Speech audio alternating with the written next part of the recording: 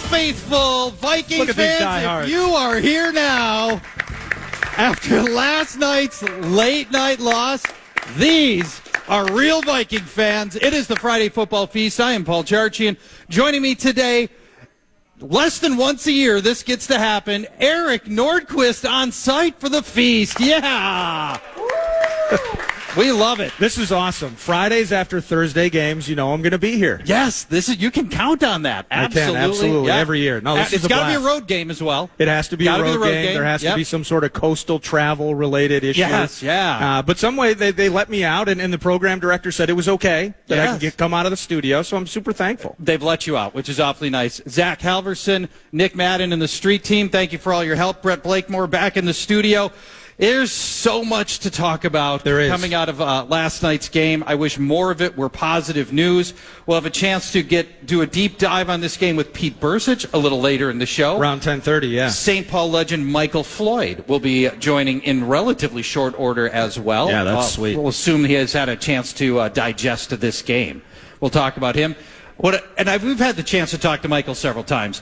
One of the things I've been saying to Michael for years is, you played with Harrison Smith at Notre Dame. Yep. He's still playing, and we've been saying this now for like 5 years. Yeah, it's unbelievable. It is unbelievable. And Floyd didn't exactly have just a flash in the pan. No, he was in the league like 5 years, 6 years. So, yeah, unbelievable. We'll catch up with Michael Floyd a little bit later in the show as well. So many things to talk about. I want to. Where do you want to start? Final play. Okay. So let's go to the safety. And I think anybody. There was an absolute face mask on the play. Yeah, there was. I mean, there's no question there was a face mask. Well, the perpetrator was holding his hands on his helmet because he knew he had done that it was going to be first down at the 20. Right. That he absolutely. I mean, now you know it is physically possible for a human head to be turned completely around, because that's what happened to Sam Darnold on that play. Right. And obviously no flag on the play. People are asking, and I don't know the detailed answer on this, why is not it's a scoring play? Why can't it be reviewed? And I assume my impression is all scoring plays can be reviewed. So why didn't this one get reviewed? Do you know? I believe the rule is that the penalties themselves cannot be adjudicated based on the review itself. So the face mask takes place. Right. It's awful. It's egregious. Yeah. It's obvious. But it's Trey not Blake, the same guy that couldn't work a mic 2 years ago in that comeback game against the Colts, is the guy that's standing 20 feet from him last night. So it's a complete disaster, but they're only reviewing the fact that the safety itself took place. Right. So therefore, we're taking the L this morning. Which that makes a ton of sense. Now, would the team have driven the next? Had the penalty happened, you're sitting at, would it have been the 20? I believe it was, we were at the 5. It would have been. So it would have been 15 yards. First and 10 at the 20. So we were at the 20. Buck 30-ish, buck 40 Needed to left. get to about their 40, right, to get into field goal range, roughly? I don't want to kick a field goal. We're down 8, Charch. Oh, great. We got to score that down 8. Got to go the whole way. Right. So we got to go 80 yards. Probably. That's why you were never ahead, probably would not have happened. I was pretty woozy at that point. Low odds. Yeah, low odds. So I think it's excuse-making if anybody points at that as the reason the team lost. Well, it's a jarring. That's about number 12 on my list. I'm glad you mentioned that. It's such a jarring moment, and we follow the ebbs and flows of social media, right? And we're riding that X wave, and this was the most jarring moment, I think, in some ways, of a game that had a lot of inadequacies, a lot of inefficiencies. But that's what I was talking about on Fanline last night. I don't want this face mask to overshadow some of the ridiculous things that we saw from our favorite team in that game. So in a season in which you're so high on this 5-0 and out of the bye, close loss, a lot of self-inflicted, as the head coach would say, that was his quote after the Lions loss. And then what we watched last night, that face mask is a punch in the face. There's no doubt about it, because you have that hope in that moment. That's not why the Vikings are 5-2 this morning. No, it's not why. The single biggest reason, suddenly this defense cannot generate any pressure. My goodness. It has, how much has changed in 2 games? When this team was 5-0, the storyline was the pressure this team was generating. The exotic blitzes, all the new ways that they were getting to quarterbacks, I think 8 different people that had generated a sack. You'd never knew where the pressure was coming from. And not just that, every prominent member of the secondary had an interception based on that pressure. Yeah. And you're starting to look at those stats, and the Vikings among the best in the league, not just high-end in actually completing the sack, but frustrating hurries, pressures, all of that. The Vikings defense before the bye pretty damn good at it. Pretty darn good. And now these last 2 games simply can't get to quarterbacks. Matthew Stafford, I believe, no sacks in this game. He was not sacked. He is one of the least mobile quarterbacks, yet he was running away from pressure. He was evading Harrison Smith sacks. We made him look agile, nimble, and comfortable in the pocket. And they look fantastic. Add in obviously the wide receivers that I think their availability caught this defense a little bit off guard. It shouldn't have, though. Should it? Even in a short week? And the fact that Cooper could have gone, potentially, there was the idea he could have gone on Sunday. So you have to go into that knowing that Cooper Kupp's going to play. Yeah. The Puka thing comes out of nowhere, right? I mean, that's the part that was they had pretty just surprising. opened his window, and suddenly he has 2 practices. He goes for 8 and 100 and change last night. Yeah, it was a fantastic night for him. 3 of 34 pressures. 3 of 34. Or 3 of 34 dropbacks. Excuse me. Were the number of pressures on Matt Stafford last night, resulting in 0 sacks. It was a 9% pressure rate. I believe that's the lowest of any team since 2020. For any Vikings team or any NFL team? I think it's NFL. It was a Seifert post last night that I pilfered, and so that's nothing short of apocalyptic. And the thing with Stafford is into the game. If you're, and even yesterday filling in for PA, chatted with PA, Lieber and Bursich also joined from LA. Is if you're putting a list of things together in terms of how you're going to beat the Rams. McVay's a fantastic coach. They are going to have Cooper Kupp. Yeah. And how are you going to make this thing a 6-1 celebration into a longer weekend? You're going to feast on Matt Stafford. He's been sacked 17 times. The Vikings have padded their season defensive stats for years when you got to play Stafford and the Lions twice a year. We had a 10-sack game against Stafford one year, a team record. So you know you were going to have that chance to he's not going to run away from anybody, especially at this stage of his career. And the way he's looked, just 3 touchdown passes, he's getting near the very end of his career. Right. As great a career as it's been. So if you're putting things on the list of why you're going to win this game, that's maybe number 1. Or number 2. It's in the top reasons that you believe that you're a better team than the Rams going into this game.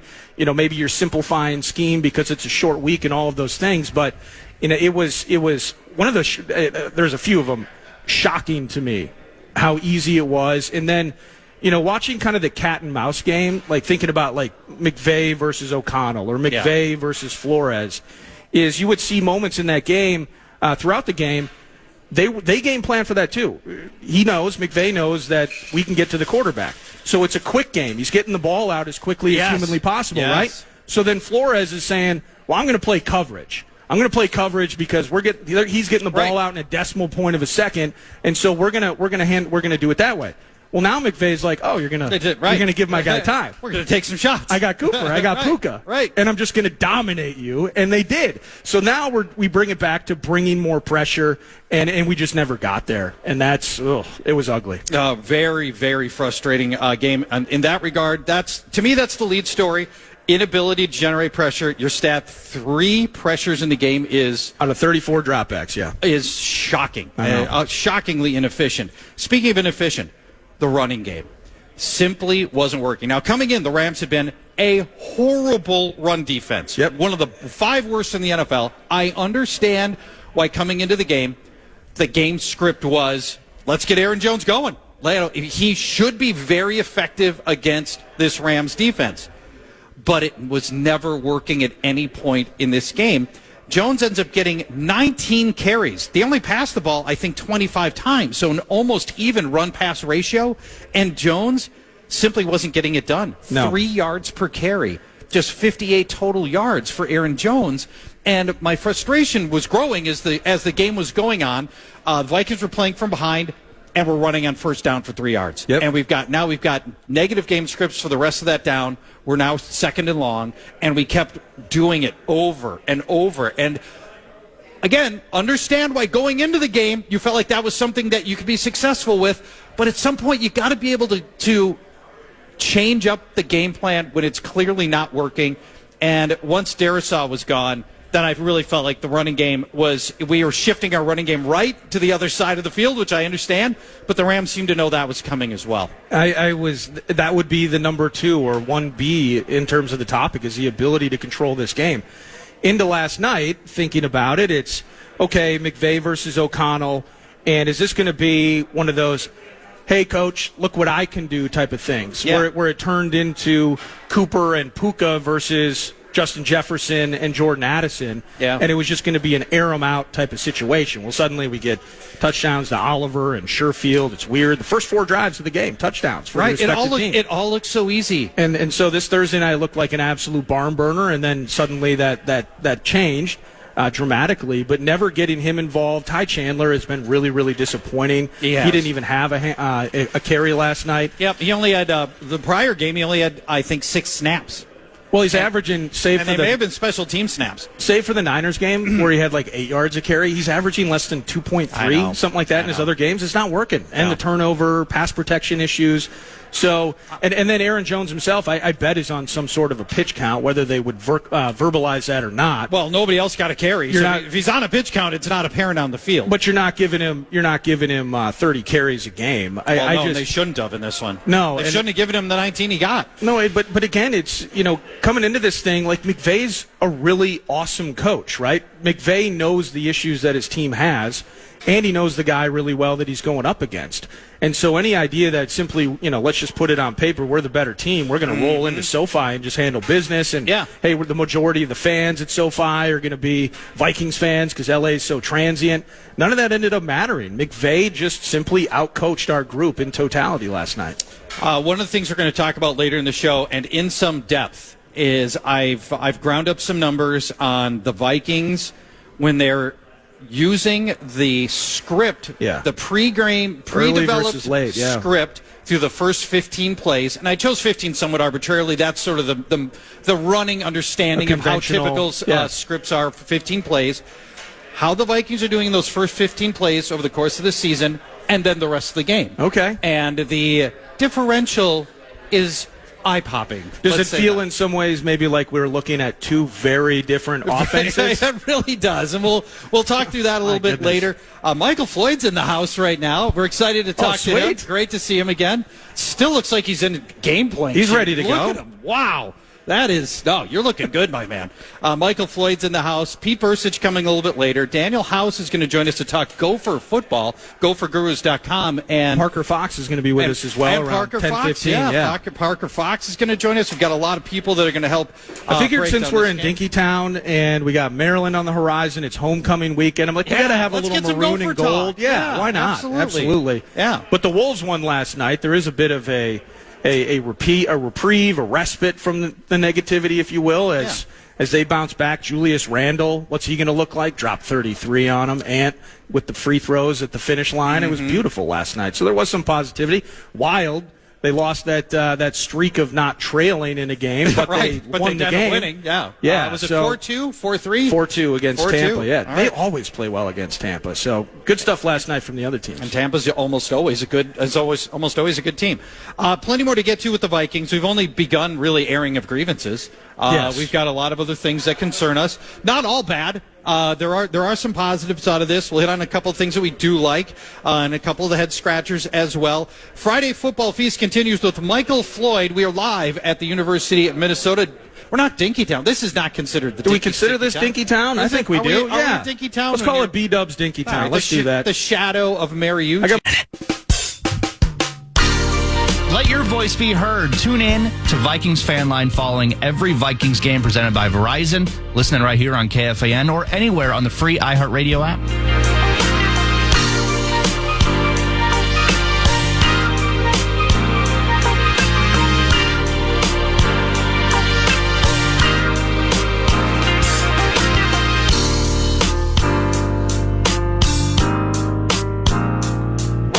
Friday Football Feast live from Buffalo Wild Wings on the University of Minnesota campus.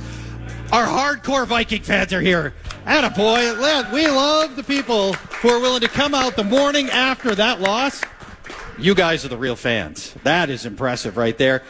Joining me now, St. Paul native, Cretin-Durham Hall, Notre Dame star, Michael Floyd. Hey, everybody. Yeah. Great to have you here.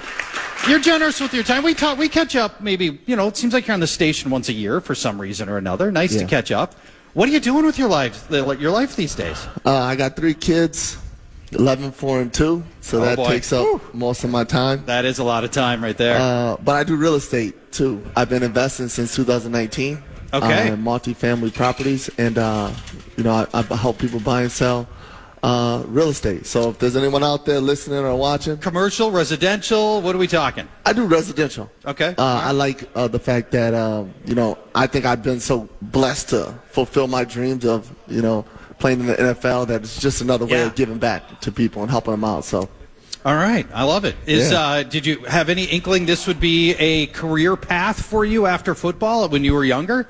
During you're at Notre Dame. You're like, I think when I'm done playing, I'm gonna go help people find real estate. No, I had no thoughts of doing real estate, but I joined a group of guys who play basketball, big investors in the morning, and real estate agents. So I wanted to get my license also, and like I said, it's just another way of helping people. Yeah. You're in great shape. I mean, the basketball's working. You look like you're ready to hit the field right now. I put a big sweater on just so you guys can't see what's really underneath. I think you look fantastic. I made reference to this in the first segment. Harrison Smith's been playing so long. You played with him at Notre Dame. This is in his career. The fact that he is still going now, unbelievable. And it's not like you just had a cup of coffee in the NFL. You were 6 years? 8 years. 8 years in the NFL. So, and he's still going all this time later. Tell me about the Notre Dame version of Harrison Smith. I was just going to get into that, even if that wasn't the question. You guys would have never thought that Harrison Ply would turn into what he is now. Really? He would agree, too. He was just, above average player in college. First-round draft pick, though, late round. But now what he's turned into is just, the general out there. And he just, calls all the shots and makes all the plays that not a lot of people can make. I get a little irritated for my future self that I don't think he's going to get in the Hall of Fame because he played in Minnesota. I think if he'd have played on a coast, we'd already be talking about Harrison Smith, future Hall of Famer. What do you think? I think he has a good chance. I think when you compare the numbers to other guys, all the stuff that he's been doing, making tackles, top rank in interceptions. I mean, I think you got to put him in that category. Well, I'm totally with you, but and being from Minnesota, you kind of get it. Like, we have that cornfields mentality. Why don't they talk about us on ESPN more often? Things, but during your playing career, whether it was at the Cam Chancellor, Earl Thomas, like some of those safeties, it was always kind of the worry that he was being overshadowed, that he wasn't prime time. He is, whether it was just who he was at Notre Dame, a big aspect of his personality that I think is really connected with Minnesotans is how kind of quiet and unassuming he just goes out, does his thing, and it's not a what about me type of situation. So when we've had this conversation, and as he gets older, I think you're dead right. I think he ultimately will be enshrined, but it was always kind of like, can you get loud once in a while? But it's not. It's just not in his DNA. That's not his personality. That guy, he gets out and golfs, hangs with his kids, and he'll go and sit on the couch. Like, he's not that guy to, go on social media and rant about anything or go on TV. No. He's just a very soft-spoken, goes into the office, does his job, and gets his work done. So let me ask you for another connection. So in college, you played with Harrison Smith. I believe it was the last season of your career. You were in Washington with the Redskins, and at the time, now head coach Kevin O'Connell was the quarterbacks coach, passing game coordinator there. Whether it's his time in Washington at that point, I mean, that's a short amount of time that you would have been with him and interacted with him. But now seeing him as the head coach of the Vikings, what do you think about Kevin O'Connell? Young, energetic, and I like the whole relationship between him and Sam Darnold, just because I think with his experience in the NFL, he's had that same experience. People are bashing Sam, saying, he's a bust pick. Right. But when you have a coach like O'Connell who can sit down with him and probably not yell at him, right? Because he's probably not a player that you can yell at. Some guys are different. Some of you can, some you can't. Sam's probably not that guy, but Kevin understands he's been in that situation where he's probably been yelled at too, and the fact that he can sit down with them and be soft-spoken and run through everything that he's seen also, it just makes him more comfortable and makes Sam a lot more confident when he goes out on the field. What do you think about, and you playing at a high level for a long time in Arizona, and just dealing with the QB, whether it's Justin Jefferson or Jordan Addison through this process, and it's tough talking about this sometimes because we're staring a loss from last night in the face. But overall, this former 3rd overall draft pick is playing the best football of his career under Kevin O'Connell. But you as a wide receiver, whether it's Jefferson, it's Addison, etc., what would your role be in that process of really ushering in and being an ambassador for him, connecting with him to make this thing go as smoothly as possible? Yeah, I would say just coming in as an older guy, you have to go in there and, he's someone that you can help with the team. So I would, try to, put my hand over his shoulders and just, kind of guide him through the process of what exactly what we're trying to do on the field. And I think with Justin, he's an experienced guy, and he can go around anyone in his room, a wide receiver room, and making sure that they're all in the same plane. Jordan Addison's development hasn't, in year 2 so far, has not been quite what we expected. We saw flashes last year when he needed to fill in for Justin Jefferson, and he was pretty productive. And we thought maybe year 2 the role would expand. Haven't really seen that yet. Now you've had a chance to watch Jordan Addison for a couple of years. Obviously, you played wide receiver. What are your thoughts on him as a player and the development we've had through 2 years? I think there's a little bit of shine in certain games, but I mean it's all about the game plan. Sometimes you're in it all the way, and sometimes you're not. Sometimes you're a decoy. So the fact that I feel like for him, you always got to be ready when you're down on yourself, especially at this level. When the confidence isn't there, that's when the ball is probably coming. Yeah. So you got to be ready because who's going to get in trouble, or whose fault is it if you miss a pass? It's you. Yeah, well, Jalen Naylor's fault for the game last night. I mean, I can specifically tell you that because you're talking about you got to be ready when your time comes. You got to be ready. Jalen Naylor, his drop may have changed the outcome of this game, and not that there's any one play or any one person that was at fault, but that's a play you've got to be able to make. Yeah, my coach. 2 quotes. One from Coach Arians from Arizona, and then my wide receiver coach Drake. He says, make every play everyone can make the plays nobody can make. Right. And in crush situations like that, you got to make the plays. But also, Coach Arians always said, there's not one play that, dictates the game. You don't know what play it's going to be, but it's about 10 or 12 plays that could swing the game your way. And I think that's the same in every single game that we play. So there was a quote this week getting back to Jordan Addison and Justin Jefferson, and you've watched him throughout his career and just kind of how he has not only matured on the field statistically doing stuff nobody's ever done before, but matured, I think, in some ways mentally. And there was a quote, basically, it was about a minute long of Jefferson effectively saying, we and me specifically, Justin, that I'm working hard to keep Addison mentally in the game. That there is some hand-holding associated with it. That I need him to bounce back from these penalties. I need him to bounce back from these moments. And as you're saying, always be ready to go. Now in Arizona, maybe the loudest voice in the room would it have been Larry? In terms of those types of conversations and just keeping everybody together at that point. Leadership within a position room is interesting to me because you're all vying for targets, you're all vying for touchdowns, your brother's in the end, victory or loss, but, that loudest voice in the room. Yeah, I'm going to be honest and truthful that Larry wasn't the loudest voice in the room. It was, my stint there, it was probably me. I'm more outspoken. But Larry really goes about his...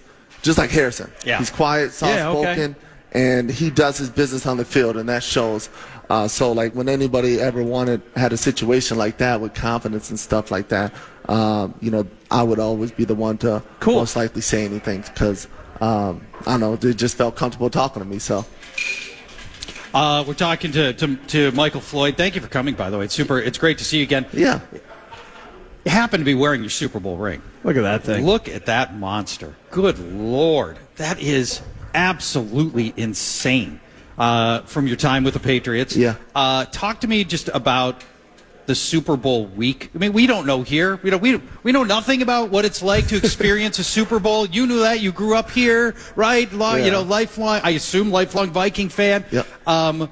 Tell me about Super Bowl week and the game itself and what it was like just being at the epicenter of the sporting world right then? Oh, well, it's nuts. It's chaos. It's media all day, right after practice, before practice. Yeah. I think I had 10 people flying to Houston that week, obviously all on my dime. Of course. That's how it works. My mom thought tickets were free like in college, but obviously, it's not. But it's kind of similar to the draft night. I would say it too. Is just so much media, and so many cameras around you, and celebrities that you'll never think you'll meet. I bet. Mark Wahlberg. Cool. I mean, just, hey, Mike, how you doing, man? Come on, let's win the Super Bowl. He's a diehard Boston guy. Right. So, suddenly your best friend. Yeah. So. Yeah. Now, as part of that, you happened to also, that was a semi-historic game, right? It's the 28-3. It's the comeback. Is there any perspective you can give on where your head was at in those moments? The catch from Edelman, James White, like the ultimate playoff running back, having the opportunity in those moments working with Tom, like you cannot not get into the end zone, and we got to make this comeback. Ultimately, you guys come through. What was your perspective through all of that? I would say just starting from the locker room at halftime. Like, I've never been in a locker room where, like, the confidence of being down 28-3 and you're still confident that you can come back and win. Don't worry, guys. We got this. And, like, most 99% of locker rooms I've been in, that game's over. Right. Yeah. It's over. Like, the confidence is down. There's no coming back. But having a guy like Tom in there who's that helps. Been in that situation several times. He being at his age just makes you want to go and play hard. No doubt. Michael Floyd, thank you for joining us. A lot of fun to catch up with you again. Best of luck with your endeavors, and it was awfully nice to see you again. Yeah, this was super Thank cool. you. All right. I appreciate it. Thanks again, Michael Floyd. When we come, absolutely. Hell yeah, baby. When we come back, we're going to get back into last night's game. We'll talk a little bit about the Vikings' efforts after the first 15 games. Where's Dallas Turner? Penalties and a lot of other things related to the Vikings' loss to the Rams last night. When we come back, I got a Gilmore axe to grind too. You're not alone. Okay. All right. Well, lots of things to talk through as the Friday Football Feast continues live from the University of Minnesota campus of Buffalo Wild Wings. If you want to chime in what's happening in your favorite KFAN shows, you can make your voice heard on the Bradshaw and Bryant KFAN text line. Just let us know what you have to say by texting that message to 64686. That is 64686, standard text message and data rate supply.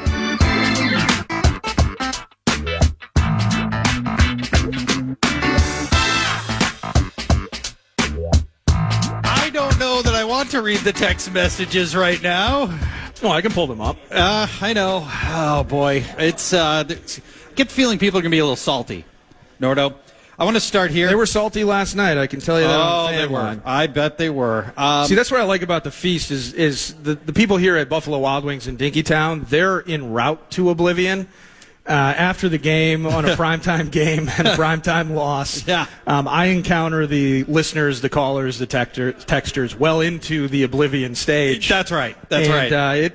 We at 11 o'clock last night, a lot we couldn't read on the radio. I'll tell you that. Yeah, this is that's when you keep your hand on the dump button. I think through that entire post-game show, probably just to be safe. It's fun though, and fans should be frustrated. I think with what they've seen the last couple of days. So I've been speculating for several games that the Vikings offense in particular so much more effective at the beginnings of games than they are later on. They outscore teams 72-10 in the first quarter. Unbelievable. Yeah. The Vikings, assuming the Vikings are like other teams, they pre-script the first X number of plays. The common thinking is that that's around 15 plays that are part of your pre-script. They've practiced those plays all week repeatedly. They know all the nuances of those plays, everything that the defense might give you in those plays. Yeah. And in those plays, the Vikings have been terrific, those first 15 plays. After that, it drops off. I would like to give you the numbers. I did I'm listening. Did a little grinding through the True Media database on this morning. So for the first 15 plays, the Vikings rank in yards per play. The Vikings are number one in the NFL in the first 15 plays. After the first 15 plays in yards, the Vikings are 23rd. First 15 plays in points scored. Vikings, number one in the league. After the first 15 plays, 21st. First 15 plays in passing yards, the Vikings are number 1 in the NFL. After the first 15 plays, they drop to 26th in passing yards. In rushing yards, through the first 15 plays, the Vikings are 8th. After the first 15 plays, they drop to 27th. Really? In rushing yards. Wow. And then lastly, first downs. The Vikings, through the first 15 plays, rank 2nd. And then after the first 15 plays, they rank 29th. Now, I've got some of my own thoughts on this, but let me just pause here, Nordo. Yeah. What does that say to you that this drop-off it's so precipitous after the first 15 plays? Well, it has me stuck in this. I don't want to the blame game in some respects. I mean, first of all, it tells me that there's just when it comes to situational dictating game flow, first quarter's over, second quarter begins. We've run out of the pre-mix. Yeah. The now what's part of the game. That we are either failing from a play calling standpoint or we are failing from a quarterbacking standpoint.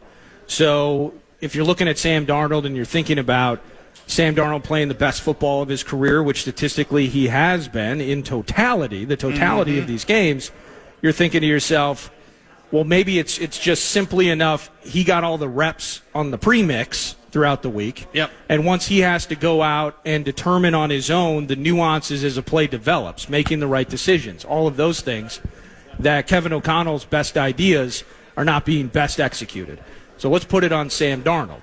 Now, the other end of it would be is that the head coach so good at what he's able to squeeze into a game week, what he's preparing for, he knows what are his best options, and his ability to write that story on a weekly basis is fantastic.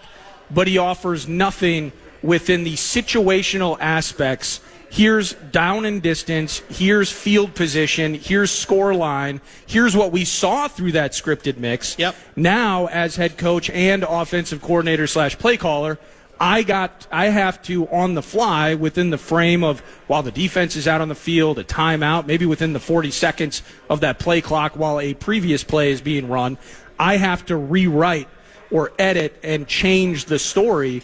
Is it possible that the coach is not good at that? And so those are the two things. Through the first two seasons, my biggest thing with O'Connell has always been weird decision-making when it came to implementing the run game. And I know that Aaron Jones is so much better than what we saw out of Alexander Madison a year ago. Yeah. But you're thinking about third and shorts. This was an 80% passing team. Feels like, and I haven't looked at it so far in 2024, feels like they still are. Decision-making in certain spots like that. And why the run game was as hideous as it is. Is it just as easy to blame the offensive line? We've been able to do that for 15 years. Let's just continue doing that and trusting Kevin O'Connell. We see the high side of the explosive plays. We see the high side of scheming Justin Jefferson open. But do we see the consistency over the course of the game? And I would have to say, actually, as you go back and you look through all the good times, the weird times of 2022, frustrating times, moments of brilliance, working without Justin Jefferson and Kirk Cousins for half the season, there were moments of brilliance, but there were chaotic, weird problems that have kind of plagued this offense at times through his entire tenure. So now we're working with Sam Darnold.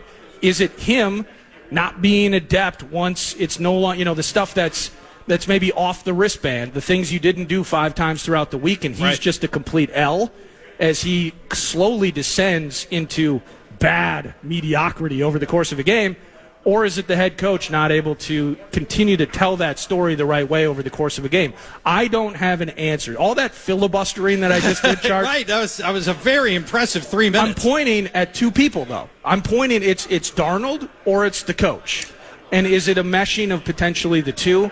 But it's been nothing short of disastrous. I mean, it is from Lambeau to now, when we aren't able to close out the games. Mm-hmm. It's been nothing but detrimental to this team from a time of possession standpoint, extending drives, maintaining energy for the defense, keeping them off the field, running the clock out.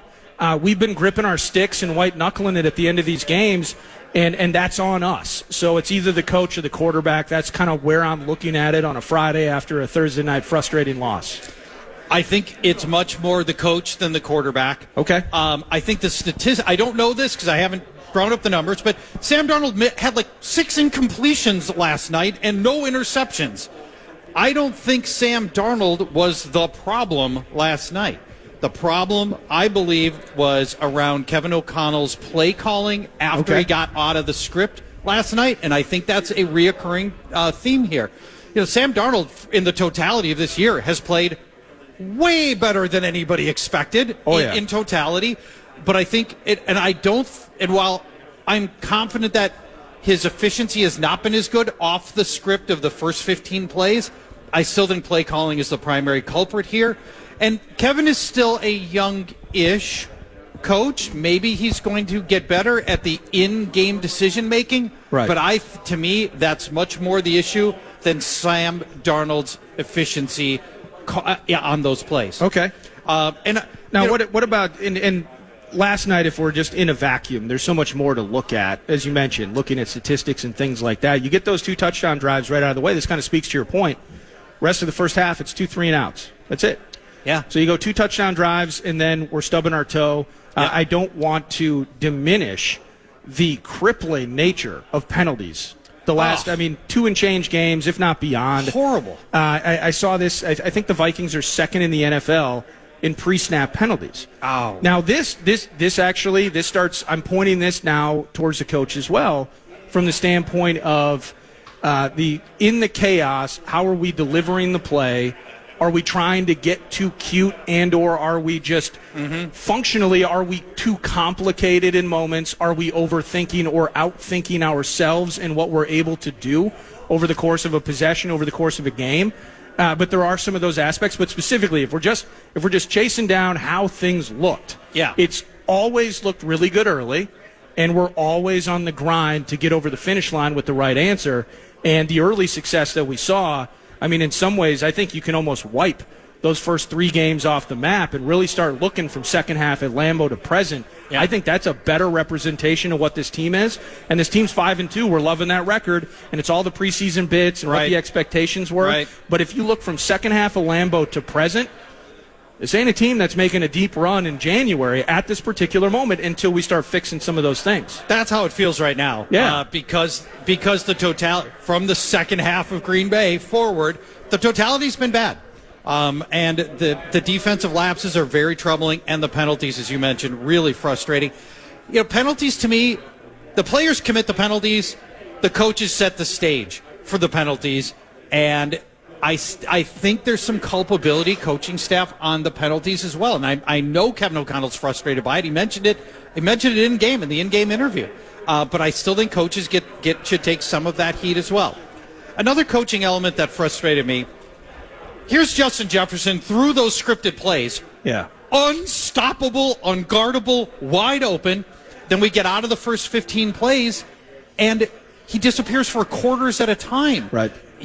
They had no answer for Justin Jefferson, and I don't understand why, aside from that long pass down the left sideline with the bobbling catch. Oh, that was nutty. That was, it shouldn't have been a bobbled catch or whatever, but there was that play. But here's what I'll say, small aside. I'm sorry, I got a little bit of ADD in my head when we talk about some of these things.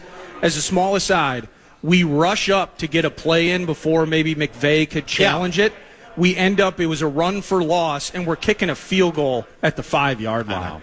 It's just brutal. It's moments like that. Was that the Naylor drop no, sequence? That was later. Fourth quarter, heading the other way. Yeah, that was. And they did the right thing. To run up and execute a play was the right decision, because that thing was super thorny. Neither sideline knew if that was a catch, but we knew we had ruled it in our favor. That's a 30-yard gain that you do not want to have them challenge. I think they did the right thing by running up and executing a play. That's fair.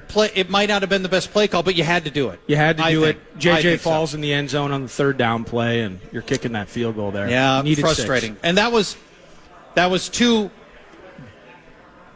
the first of 2 situations, the other being the Jalen Naylor, that you really needed touchdowns on. You had to settle for the field goals. What do you think about Sam running there? on that play to Naylor. Part of me thinks that Naylor thought Sam was going to run. I think he might have, but nevertheless, when the ball hits you in the numbers, you have to make that catch. You see on the replay, Darnold's eyes locked on Naylor the entire time. Right.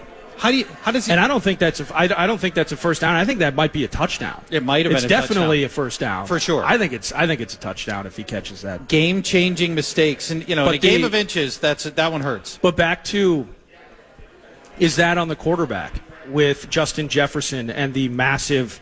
You could take it first half, or you could take it scripted, unscripted. Yeah. He does disappear, and into this game, so far this year, he was kind of on pace for about 2 fewer targets a game than what he'd been getting last year pre-injury, and in that absolutely fantastic 2022. So is that on Sam? I mean, there was such a dedication, it felt like, from Kirk Cousins and Kevin O'Connell as well, to make sure that JJ was always the feature. And we've seen him, you can talk about brackets and double teams and all of these things. Justin Jefferson can beat all of those things. Right. Sometimes you just gotta just keep giving him the ball. And in this particular case, and Jared Verse and I think it's Braden Fisk, their defensive front gave us some trouble last night. But Sam had plenty of time in many situations, and he's not looking JJ's way. He is looking. I mean, you're getting a little bit of bust-out activity from Josh Oliver. Maybe that was schemed. Mm-hmm. Naylor had a couple of catches. Naylor, actually, it seemed like, was the preferred target at times over Addison. Yeah. And maybe that's based on what happened against the Lions. But in the end, the number one option should always be number 18. And there is that massive, stark contrast between early game, late game, and it's costing us. We haven't even mentioned the Christian Darrisaw injury yet. We'll save that for the 10 o'clock hour. Pete Bursich is going to join us in the 10 o'clock hour. Yeah, I believe they got off the plane 3-4 o'clock this morning. I know. So I hope he's still asleep now. Well, Pete's going to be bubbly and full of life and effervescent. He's going to be ready to rock. Yeah, he's going to have some coffee. I hope that's the case. Absolutely. I hope that's the case. We'll catch up with Pete in the 10 o'clock hour. What is he, 10:35, I think? Yeah, 10:35, 10:40ish. Parker's going to drop by. I know the Gophers Hoop Squad is doing some weightlifting right now. He's going to drop by in 25 minutes or so. Yeah, we'll talk to Parker Fox. We've got Daniel House for Gophers. They're coming out of their bye week. It's homecoming. It's Maryland. Tua's brother's not still the quarterback at Maryland, is he? I think he's out. No, it's Billy Edwards. I got nothing. It's Billy. That's Billy. Yeah, it's Billy. Gophers versus Billy. We'll get some thoughts of the Gopher season through the bye and preview the Maryland game a little bit as well later in the show. And Christian Darrisaw, adding injury to insult. Yes. Christian Darrisaw. We don't have a definitive word on his situation quite yet, but we'll get it today. Doesn't look great. MRI this morning. Yeah, we'll find out more before too long. It's the Friday Football Feast live from Buffalo Wild Wings at University of Minnesota campus. Our hardcore believers are here, and we love you being here. Absolutely. We're still having a great time morning after a tough loss. Back in moments.